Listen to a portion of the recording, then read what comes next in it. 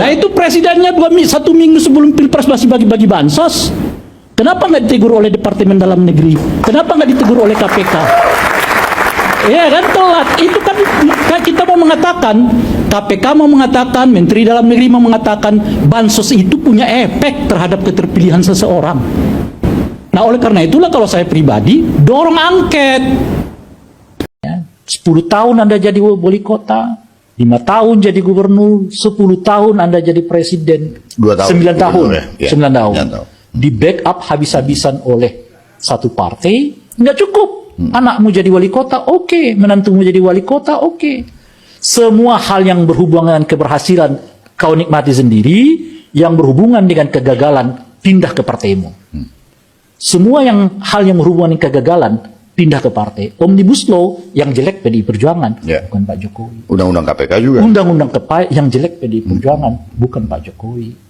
Undang-undang Minerba yang jelek PDI Perjuangan, bukan Pak Jokowi. Undang-undang Mahkamah Konstitusi yang jelek PDI Perjuangan, bukan Pak Jokowi. Dan semua itu ditanggung oleh partai ini. Semua kesalahan itu ditanggung oleh partai ini. Semua keunggulan Anda bawa sendiri. Dan itu pun Anda nggak pernah mengucapkan terima kasih. Alih-alih terima kasih, kau seolah-olah mengatakan PDI diuntungkan oleh saya. Lalu moral macam apa yang mau kejelaskan kepada bangsa kita dengan yang seperti ini? Kalau saya, itu jengkelnya saya, dan oleh karena itu saya mengatakan tidak. Ini praktek yang nggak boleh diberi contoh kepada masyarakat. PDI ini punya potensi yang akan kuat di masa yang akan datang. Jadi ada selalu keinginan untuk membuat PDI ini terhambat. PDI ini dalam posisi yang disikapi secara negatif oleh publik. Nah, kenapa ia ingin main di cawe-cawe di Jakarta? Ya tentu banyak pertimbangan yang lain, tapi dia tahu juga karena ada PDI Perjuangan di sebagainya sana gitu. Menunjukkan kepada kita masih ada gejolak dalam diri Pak Jokowi itu yang merasa mungkin yang merasa bahwa ia dizalimi oleh PDI gitu loh kira-kira tuh, sehingga dia ada respon, dia selalu ingin menolak itu semua gitu. Tapi lagi-lagi seperti yang kita sebutkan tadi, kalau Pak Jokowi berada dalam situasi itu, ia sebetulnya sedang mengerdilkan dirinya sendiri. Karena apa? Karena partai-partai yang ada sekarang ini pasti akan berhubungan dengan PDI di masa yang akan datang. Nggak perlu jauh-jauh, Golkar dengan PDI koalisi di Banten, kira-kira gitu tuh ya. Gerindra mungkin di tempat-tempat yang lain koalisi dan sebagainya. Kamu di mana? Pak Jokowi di mana? Gorong-gorong tadi kan. Itu kira-kira tuh. Ya, yang saya mau katakan itu, PDI ini punya potensi yang akan kuat di masa yang akan datang. Kita lihat terus dia sebagai institusi dia akan eksis. Anda cuma persen loh. Dan Anda mengharap 80% itu akan berada di belakang Anda semuanya. Itu nggak kejadian di pilkada ini, sudah nggak kejadian gitu. Iya gitu. Jadi kalau dia terus membuat peta dia berhadapan-hadapan dengan PDI Perjuangan gitu, ya partai-partai yang lainnya juga akan kesulitan. Kenapa? Supaya diselidiki sejauh apa efek dari bansos itu terhadap terpilihan seseorang. Ini sudah diakui oleh pemerintah nih. Mau diatur di pilkada 2024. 2 bulan sebelum pilkada, bansos nggak boleh ada. Apa artinya? Karena KPK tahu, Departemen Dalam Negeri juga mungkin mengerti bahwa bansos yang dibagi-bagikan ke masyarakat itu punya efek elektoral kepada petahana. Dan itu jelas selain bersifat manipulatif, koruptif, dan itu tidak adil. Sebab yang memiliki bansos hanya pemerintah, yang lain nggak memiliki bansos. Kalau orang Oke, halo teman-teman, kembali lagi bersama saya di channel ini. Salam NKRI harga mati. Teman-teman, dalam video ini kembali lagi bersama saya untuk menceritakan, dan kita disuguhkan sebuah berita yang begitu luar biasa. Tentunya hal-hal seperti ini menjadi sebuah pemahaman bagi kita untuk menilai perjalanan politik yang terjadi di negara kita, dengan berbagai macam dinamika-dinamika yang ada, yang sering membuat telinga kita itu kadang sakit, kadang juga sebelah kirinya enak. Ya, teman-teman, pada kesempatan kali ini kita tahu bahwa masalah-masalah yang terjadi di negara kita dalam berdemokrasi itu disebabkan oleh satu orang. Sering dikatakan sama dia kingmaker, juga sering diberikan gelar sama dia adalah Pak Lurah. dan juga sering dikatakan sama dia adalah Raja Jawa. Bahkan dibilang akhir-akhir ini adalah perusak konstitusi.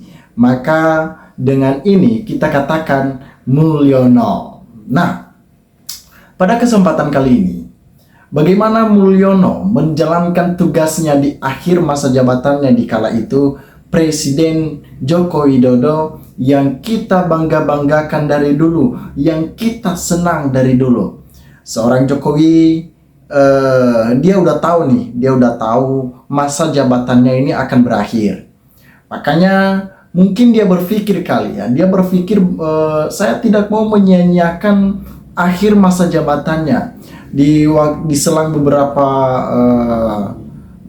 bulan lagi dia akan diberhentikan ataupun masa jabatannya selesai sebagai seorang presiden. Dia memakai masa jabatannya dan waktu yang sangat singkat itu seefisien mungkin ya.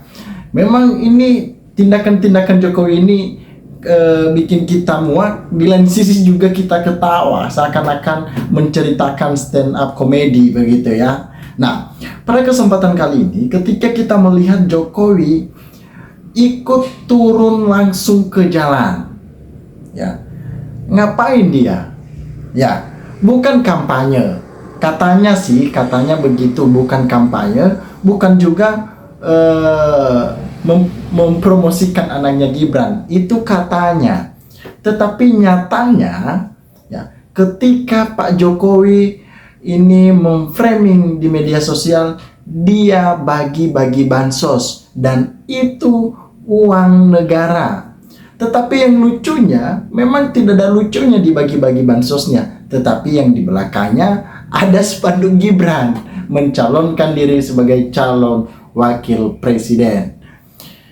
Ini kan lucu jatuhnya. Seakan-akan secara tidak langsung seorang Jokowi memainkan strategi licik-liciknya biar masyarakat tidak menghujat secara langsung, tetapi memang masyarakat menghujat secara diam-diam dan menyimpan dendam itu di dalam hati mereka. Itu yang terjadi.